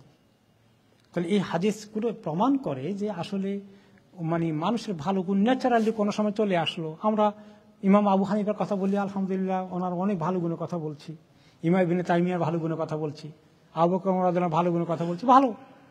তো এইগুলা যে এখন মারাগুলো তাকে নিয়ে বসে তার উদ্দেশ্যে মাহফিল করে তাকে নিয়ে প্রশংসা করা, এই নগদ কাজটা ওনারা কেউই করেন নাই। এগুলার এখন একটা মানে ধারা চালু হয়ে গেছে, এবং লোকেরা মনে করে এরকম করলে তাকে অনেক সম্মান দেওয়া হলো, আর এরকম না করলে সম্মান দেওয়া হলো না। জানাজার মধ্যে তার ব্যাপারে যদি অনেক প্রশংসা না করা হয়, অমুক অমুক ছিলেন, এগুলো যদি না বলা হয়, তাহলে লোকেরা খুব মাইন্ড করে এবং লম্বা লিস্ট দেয়, কোন জায়গার জমাদার ছিলেন না কোন জায়গার চৌকিদার ছিলেন, হ্যাঁ, এগুলো সবকিছু বলার জন্য লিস্ট আসে। তো এগুলো এরকম ভাবে বেশি বলার মধ্যে মানুষ অনেক ফজিলত মনে করে, আসলে এটা তার জন্য ক্ষতির কারণ হয়। শুধু দোয়া করা, শুধু দোয়া করা, শুধু দোয়া করা। তবে শিক্ষা নেওয়ার জন্য কোনো আনুষ্ঠানিকতা না করে কোনো একটা প্রসঙ্গে আলোচনা আসছিল, মনে করেন আমরা বললাম যে আরে উনি লোকটা এত ভালো মানুষ ছিলেন, তিনি এই কাজ করে গেছেন, এত সুন্দর কথা বলে গেছেন, এই ন্যাচারালি যখন আমরা এইভাবে কোনো প্রসঙ্গে রেফারেন্স নিয়ে আসি, এতে কোনো আপত্তি নাই, এটাই কথাই ওই যে সাহাবীদেরকে তিনি বলছিলেন, তোমরা ভালো বলছো অটোমেটিক্যালি ন্যাচারালি, আসলে তাহলে সে ভালো হয়ে যাবে আল্লাহর কাছে। ওনারা এই ইন্তজাম করে ভালো বলছিলেন নাকি অন দ্য স্পট ন্যাচারালি বলেছিলেন? হ্যাঁ, তো ওইগুলাকে অনেক সময় আমাদের কিছু আলেমরা আছে ওগুলো দলিল নিয়ে আসে, আরে সাহাবীরা এইভাবে কইছিলেন, তো এইভাবে তো বলা যায় হাদিসে আছে, বুখারী শরীফের হাদিসে আছে, নিয়ে আসবে। হাদিসে কেমনি আছে, এর অর্থ কি, এটা বোঝার জন্য তো জ্ঞানের দরকার আছে। আল্লাহ তাআলা আমাদেরকে সহি তরিকা কোরআন হাদিস বোঝার তৌফিক দান করুন। বারাকাল্লাহু ফিকুম। জি, ঈদের জামাতের সময় ইমাম সাহেব নামাজের আগে বললেন যে আমরা 12 তাকবীরের সাথে নামাজ পড়ব, প্রথম 7 তাকবীর আর শেষের 5 তাকবীর। পরবর্তী সময় শেষের তাকবীর দেওয়ার সময় দেখাতে সময় উনি বলে তাকবীর দেন নাই, চলে গেছেন। এই নামাজের ব্যাপারটা কি? শোনেন, আমার জীবনে যে একবার হয়েছে এরকম। তো এই ঈদের জামাতের তাকবীরের মধ্যে অনেক সময় মিস্টেক হয়ে যায়। আরো এখানে মাযহাবের ইখতিলাফটা বড় কঠিন হয়ে গেছে। মেজরিটি মাযহাবে বলছে যে প্রথমে রাকাতে প্রথমেই তাকবীর, প্রথম রাকাতে 7 তাকবীর, দ্বিতীয় রাকাতে 5 তাকবীর, এটা মেজরিটি সহিহ হাদিসে এসেছে। হানাফি মাযহাবে যে হাদিসটা ফলো করে এটা আছে, প্রথম রাকাতে প্রথমে 7 তাকবীর, দ্বিতীয়টায় 3 তাকবীর, ওই রুকুতে যাওয়ার আখ্যান দিয়া। এইটা এমন খটকা লেগে যায় যে ইমাম সাহেব তেলাওয়াত করতে করতে সব নামাজ থেকে তেলাওয়াতে কোথায় যায়, রুকুতে যায়। তো সেইভাবে ন্যাচারালি চলে যাচ্ছে। এটা এই কন্ট্রোল করা এটা ভেরি ডিফিকাল্ট হয়ে যায়। এখন কেউ মিস করে ফেললে তাকবীর যে ওয়াজিব কেউ কেউ বলেছেন, কিন্তু মেজরিটি ইমামদের দৃষ্টিতে তাকবীরটা হলো কি সুন্নাত। কাজে এটা মিস হয়ে গেলে সৌসেদাও লাগে না, আর এই নামাজও কোনো ক্ষতিগ্রস্ত হবে না। অনেক নামাজে আমাদের কোনো সময় সুন্নত মিস হয়ে যেতে পারে, তাতে নামাজ ক্ষতিগ্রস্ত হবে না। তো এখন কেবল না কোনো কোনো ফিকারকে বসে থাকবি এটা ওয়াজিব, আপনি সুন্নত বলেন কেন না? এই যে রাসূলুল্লাহ সাল্লাল্লাহু আলাইহি ওয়াসাল্লাম তাকবীর দিয়েছেন, দেওয়ার পরে তিনি আমল করেছেন, তিনি বলেন নাই তাকবীরটা ওয়াজিব না সুন্নত। ইখতিলাফ কোত্থেকে আসলে বুঝতে পারছেন তো? তিনি করেছেন শুধু। এখন তিনি নামাজের মধ্যে অনেক কাজ করছেন, তিনি সবগুলো লিস্ট দিয়ে যান নাই, দেখো এই কয়টা 13টা হলো ফরজ, এই 14টা হলো সুন্নত, বাকি ওয়াজিব, বা এই কয়টা ওয়াজিব, এগুলা অঙ্কের মতো করে এগুলো একটাও শিখিয়ে দিয়ে যান নাই। এই জন্য তিনি বলছেন যে শুধু সাল্লু কামা রাআইতুমুনি উসাল্লি, আমার মতো করে যেগুলো দেখো যেমনি যেমনি পড়ি আমি তেমনি তেমনি পড়ো। তো এই জন্য এগুলো নিয়ে কিছু কোনো কোনো সময় সুন্নতকে ওয়াজিব, ওয়াজিবকে সুন্নত, এটা নিয়ে ইখতিলাফ আছে। এমনকি ঈদের নামাজটাও অনেকেই সুন্নত মনে করেন, ওয়াজিব মনে করেন না কোনো কোনো ইমামরা। তারপরে আপনার ভিতরের নামাজকে অনেক ইমামরা সুন্নত মনে করেন, ওয়াজিব মনে করেন না। কিন্তু সুন্নত মনে করা আর ওয়াজিব মনে করার মধ্যে ব্যাসকমটা কি, যে ওয়াজিব মনে করলে লোকেরা সহজে ছাড়বে না, আর সুন্নত মনে করলে সহজে ছেড়ে দিতে পারে। এই জন্য এই অনেক ক্ষেত্রেই ওয়াজিব কোনো কোনো ইমামরা বলেছেন। এর গুরুত্বটাও দেখেছেন যে কিভাবে নবী করিম সাল্লাল্লাহু আলাইহি ওয়াসাল্লাম তখন ছাড়েন নাই। তো একটা এক্সাম্পল দিই, আরেকটা এটা বোঝার জন্য। ফজরের আগে 2 রাকাত সুন্নত আছে, এটা কি ওয়াজিব নাকি? এটা কি সুন্নত। আর বেতরটাকে আমরা কি বলি? ওয়াজিব বলি। দোনোটার হাদিসের স্ট্যান্ডার্ড একরকম। কি স্ট্যান্ডার্ড হাদিসের আছে? যে মা তারাকা রাসূলুল্লাহ সাল্লাল্লাহু আলাইহি ওয়াসাল্লাম রাকাতাইল ফজর রাফি সাফারহি ওয়া লা ফি হাদারিহি। নবী করিম সাল্লাল্লাহু আলাইহি ওয়াসাল্লাম ফজরের 2 রাকাত সুন্নতকে সফরের হালতে এলাকা থাকা অবস্থায় কোনো অবস্থায় মিস করেন নাই, কিন্তু অন্য সময় সফরের হালতে সুন্নতকে মিস করেছেন বা পড়েন নাই। ভিতরের ব্যাপারে একই স্টাইলের হাদিস, মা তারাকা রাসূলুল্লাহ সাল্লাল্লাহু আলাইহি ওয়াসাল্লাম সালাতুল ভিতর লা ফি সাফারিহি ওয়া লা ফি হাদারিহি, যে ভিতরের নামাজ তিনি সফরের হালতে অথবা এলাকা থাকা অবস্থা কোনো অবস্থাতেই মিস করেন নাই। তো হাদিসের ল্যাঙ্গুয়েজে কি বুঝলেন? দোনোটা সমান স্ট্যান্ডার্ড, একই স্ট্যান্ডার্ড। এই জন্য অনেক মাযহাবে দুইটাকেই সুন্নত বলেছে, কিন্তু ওই সুন্নতটাকে বলে তারা সহজে ছেড়ে দেবেন না। মুআক্কাদা তাকিদান শাদীদান, এটা ভেরি ভেরি সিরিয়াস সুন্নত, কোনো রকমই ছাড়া যাবে না। কিন্তু হানাফি মাযহাবে ভিতরে নাম দেওয়া হয়েছে ওয়াজিব, নামের ব্যাসকম হয়েছে, কিন্তু কাম কিন্তু সবার কাছে একরকম। হানাফি মাযহাবে এটাকে ছাড়া রাইট মনে করে না, অন্য মাযহাবের লোকেরা কোনো অবস্থাতেই ভিতরকে ছাড়া রাইট মানে করে না। তো নামটা অনেক ক্ষেত্রে এই নামকরণগুলো এগুলো সব নবী করিম সাল্লাল্লাহু আলাইহি ওয়াসাল্লাম নিজের হাতে দিয়ে যাননি। ওনার কথা, ওনার কাজের গুরুত্ব অবলম্বন করে করে করে করে হাদিস দেখে দেখে ইমামরা এগুলাকে স্ট্যাটাস করছেন, করতে গিয়ে মাঝে মধ্যে শব্দের নামকরণ করতে গিয়ে দ্বিমত পোষণ করা হয়েছে। বুঝে আসছে? এই একটা হাদিসের দ্বারা অনেক কিছুই বুঝবে ইখতিলাফ কেন হয়, ইখতিলাফ কেন হয় এর ভিতরে বোঝার ক্ষেত্রে কিছু মানে আন্ডারস্ট্যান্ডিং এর সামান্য একটু ব্যাসকম হতে পারে এবং এটা শরীয়তে গ্রহণযোগ্য।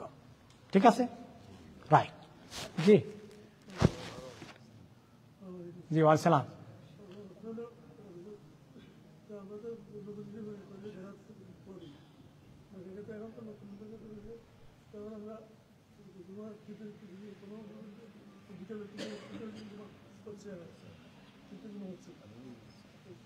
জুমা একাধিক হচ্ছে এক মসজিদে, ওকে ঠিক আছে, ওকে।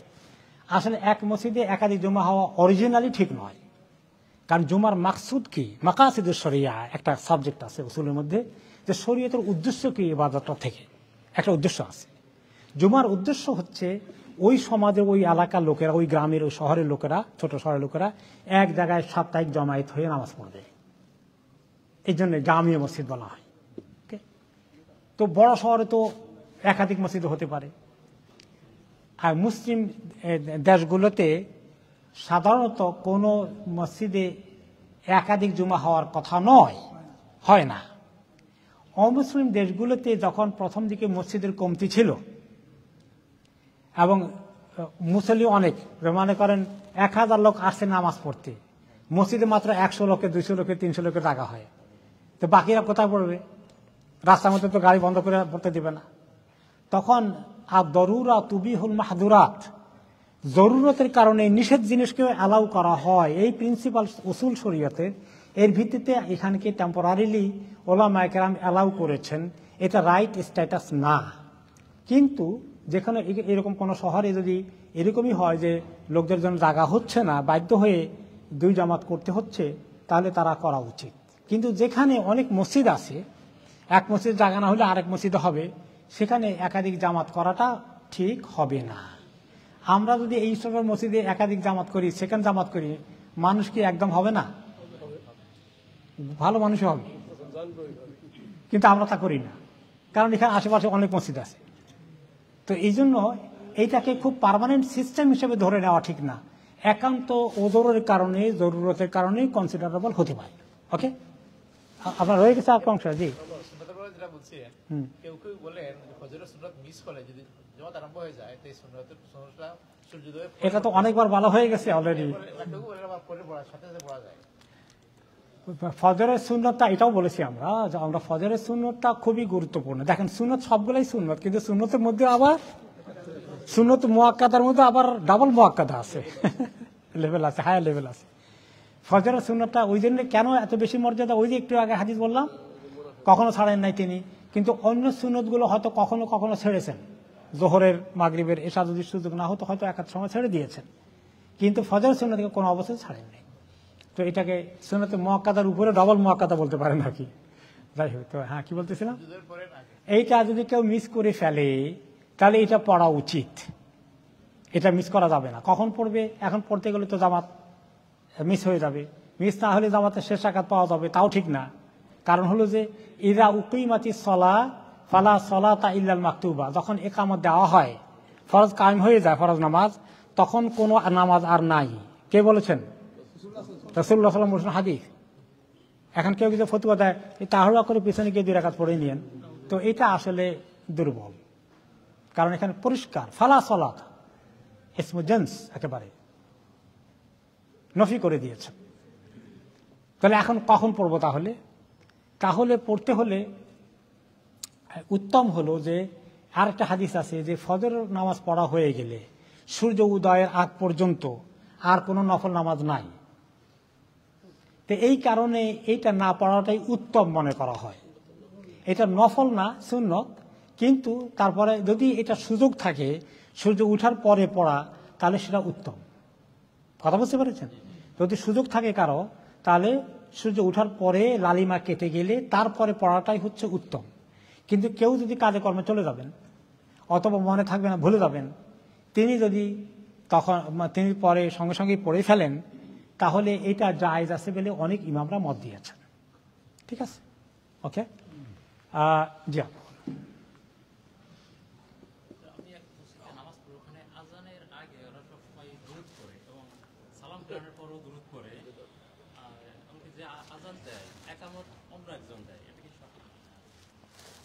যে আজান দিল তিনি আজানের আগে পরে দুরুদ পড়ে নাকি? আজানের পরে বরঞ্চ দুরুদের কথা হাদিসে আসছে, আগে পড়া কোনো হাদিস নাই। এটা যেখানে যে হাদিস নাই আমলের মধ্যে, সেটার মধ্যে একটা কিছু অ্যাড করা, এটা বেদাতের মধ্যে চলে যেতে পারে। আর আরেকটা হলো কি জানি বলছিলেন, একজনে আজান দেয় আরেকজনে একামত দেয়। তা আসল তো সুন্নত এটাই, যিনি আজান দিবেন তিনি একামত দিবেন। বেলাল রাদিয়াল্লাহু আনহু আজান দিতেন আর রাসূলুল্লাহ সাল্লাল্লাহু আলাইহি ওয়াসাল্লাম আসলে তিনি একামত দিতেন। এটাই হলো সুন্নত।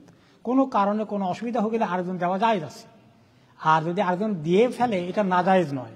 কিন্তু এটা আসলে এটাকে সুন্নত মনে করে ফেলা, সুন্নতের বিপরীত কাজ করে সুন্নত বানাই দেওয়া, এটা আরেকটা একটু ঝামেলা আর কি। তাই জি,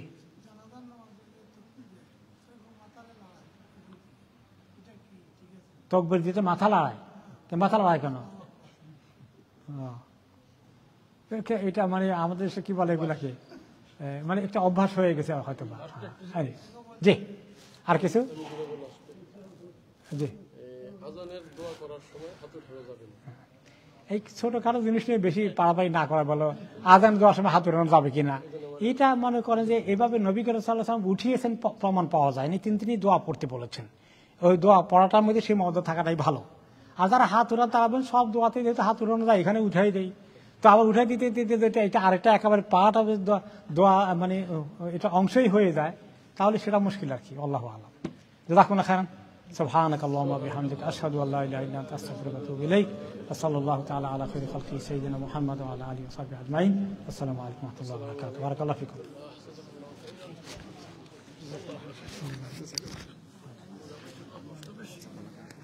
জাযাকাল্লাহু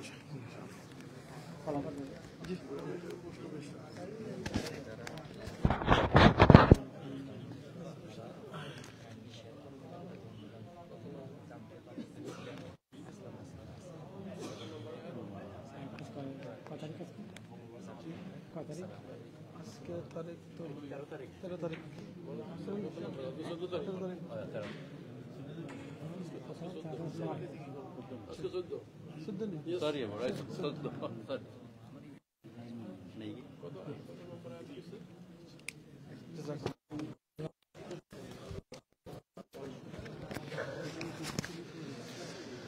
সুবহানাল্লাহ, আলহামদুলিল্লাহ, লা ইলাহা ইল্লাল্লাহ, আল্লাহু আকবার।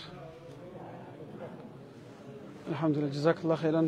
দীর্ঘক্ষণ আজকে আপনারা প্রোগ্রামটা দেখছেন। আমরা তাফসীর হয়েছিল সূরা ইয়াসিন থেকে। সো প্লিজ আপনারা যারা এখনো লাইভে আছেন, লাইভটা শেয়ার করে দিবা, কারণ আপনারা শেয়ার করেন যত মানুষে এই তাফসীর শুনবা, আমল করবা, আপনারা এটা সওয়াব পাইবা। আমরা এখন জানি কোরআন, আল্লাহ কোরআনও কইরা যালিকাল কিতাবুল লা রাইবা ফীহ, এটা হলো আল্লাহর কালাম, যে কালামের মধ্যে কোনো ভুল নাই। আর এই কালাম থেকে তাফসীর করা হয়েছে ইসলামের মসজিদের সম্মানিত ইমাম এবং খতিব শেখ আব্দুল কাইয়ুম, তাই তাফসীর করছেন। আর নিয়মিত ধারাবাহিক তাফসীর আলহামদুলিল্লাহ আমরা সূরাতে ইশফারাত এখন কয়েছি, আরও হয়তো কয়েক মাস লাগবো, ইনশাআল্লাহ খতম হয়ে যাব, আপনারা লাইভের মাধ্যমে শুনবা ইনশাআল্লাহ। সো আমরা নিজে কোরআন আল্লাহর পক্ষ থেকে নাজিল হয়েছে, এটা হইলে কি আমরা লাগিয়ে প্রেসক্রাইব করা হয়েছে, আমরা কিভাবে জিন্দেগি খাটাইতাম চলতাম, এটা হইলে কি কোরআন। আমরা অনেক সময় আমরা যে সময় বেমার হই, অসুস্থ হই, আমরা কিতা করি, ডাক্তারের কাছে যাই, আমরা এলাকার ডাক্তারের কাছে যাই। যে সময় এলাকার ডাক্তারের কাছে যাওয়ার বাদে আমরা শান্তি পাই না, আমরা শহরের ডাক্তারের কাছে যাই। শহরের ডাক্তারের কাছে শান্তি না পাইলে আমরা বিভাগীয় ডাক্তার কিংবা বাদে আমরা কিতা করি, আমরা যে বিভাগ আছেন, বড় বড় ডাক্তার যারা আছেন তারা কাছে যাই। নাইলে আমরা পয়সা বেশি থাকলে দেশ থেকে বিদেশ যাওয়া আরম্ভ করি। সুবহানাল্লাহ। আল্লাহ এখানে আপনারে আমার জিন্দগি কিভাবে চালাইতাম, জিন্দগি কিভাবে চলতাম, এটারে প্রেসক্রাইব করে দিয়েছেন। এটা হলো কি কোরআন, কোরআনের মাধ্যমে। সো এই কোরআনটা তাতে আমরা পড়তাম, শুধু খালি পড়তাম নেকির উদ্দেশ্যে নয়, অবশ্যই কোরআন পড়লেও সব, বাট আমরা মেইনলি উদ্দেশ্য হইতো কোরআনটা আমরা আল্লাহ এই লেটারটা কিতা লাগিয়ে দিচ্ছেন, কোরআন আমরা এখানে নাজিল হয়েছেন, কোরআন কিতা লাগিয়ে দিচ্ছেন, এই জিনিসটা আমরা বুঝতাম। আর এটা বুঝিয়ে আমরা পড়তাম। আমরা দিন আলহামদুলিল্লাহ রাব্বিল আলামিন খয়রাম, কিতা খয়রাম, এই জিনিসটা আমরা বুঝতাম। আর রহমান রহিম মালিক ইয়াউমিদ্দিন, ইয়াকা না'বুদু ওয়া ইয়াকা নাস্তাইন, 5 ওয়াক্ত নামাজ আমরা পড়লাম। এই ইয়াকা নাবুদু ওয়া ইয়াকা নাস্তাইন কিতা খয়রাম নামাজও আবার নামাজের বাদে আমরা কিতা করলাম এই জিনিসটা আমরা রিয়েলাইজ করতাম আল্লাহর কাছে আমরা চাইলাম ইহদিনাস সিরাতাল মুস্তাকিম এই সিরাতাল মুস্তাকিমটা কিতা এটা কিন্তু আমরা হাইওয়ে রাস্তা আনি না মোটরওয়ে রাস্তা আনি না লোকাল রাস্তা এটা কোন রাস্তা ইহদিনাস সিরাতাল মুস্তাকিম আবার আমরা আল্লাহরে কইরাম সিরাতাল লাযিনা আনআমতা আলাইহিম মানে আল্লাহ আমরা এই রাস্তা চালাই না কোন রাস্তা আমরা যাইতাম না গাঁর রাস্তা না টাউনের রাস্তা না শহরের রাস্তা এটা রাস্তা ও রাস্তা যে রাস্তা আমাকে আল্লাহ আপনি খুশি নাই তখন আমরা নামাজও আল্লাহ কাছে চাইলে আমার নামাজ বাদ দিয়ে আমরা ও রাস্তা দিলাম যে রাস্তা আল্লাহ খুশি নাই তো হতায় আর খামে মিল হইল না তো এটা হইল কি মুনাফিকের আলামত হতায় আর খাজে যার মানে জিও থাকে না মিল থাকে না এটা হইল কি মুনাফিকের আলামত আমরা আল্লাহ কাছে জানতাম আল্লাহ গেছে আমরা বুঝতাম এর লাগি কোরআনটা প্লিজ আপনার তাফসিরে জয়েন হইবা সুযোগ থাকলে ইসলামের মসজিদ প্রতি শনিবারে আপনারা আইবা আর নাইলে অনলাইনের মাধ্যমে দেখবা আর নাইলে আপনারা নিজে পড়বা বাংলা ইংলিশ আরবিতে আপনারা পড়বা আল্লাহ আমরা সুযোগ দুঃখা বালা থাকবা সুবহান আর বেশি করে ইস্তেগফার জিকির পড়বা সুবহানাল্লাহ আলহামদুলিল্লাহ ولا إله إلا الله الله أكبر سبحان الله وبحمده سبحان الله العظيم خم رسول صلى الله عليه وسلم جي بيختي سبحان الله الحمد لله لا إله إلا الله الله أكبر فروين আসমান নিচে জমিনের উপরে তো খালি জায়গা আছে আল্লাহ নাকি দি বুইরা দিন আর জান্নাতে একটা করে গাছ লাগানি হয় আর আপনার কলব দিলের মধ্যে তো গুনাহ আছে আল্লাহ মিঠাইয়া দিন আর কি তা লাভ হয় যে রাস্তা মুখে যে জায়গাতে আপনি বইয়া তাসবিহ পড়বা কিয়ামতের দিন এই জায়গা হলো আপনার লাগি সাক্ষী হয়ে যাব তো আল্লাহ আমরা বেশি করে তাসবিহ ইস্তেগফার করার তৌফিক দিতা বালা তাকবা দোয়া করবা লাইফটা শেয়ার করে দিয়া অন্যজনদের দেখার শোনার সুযোগ করে দিবা সুবহানাকাল্লাহুম্মা ওয়া বিহামদিকা আশহাদু আল্লা ইলাহা ইল্লা আনতা আস্তাগফিরুকা ওয়া আতুবু ইলাইক আসসালামু আলাইকুম ওয়া রাহমাতুল্লাহি ওয়া বারাকাতুহু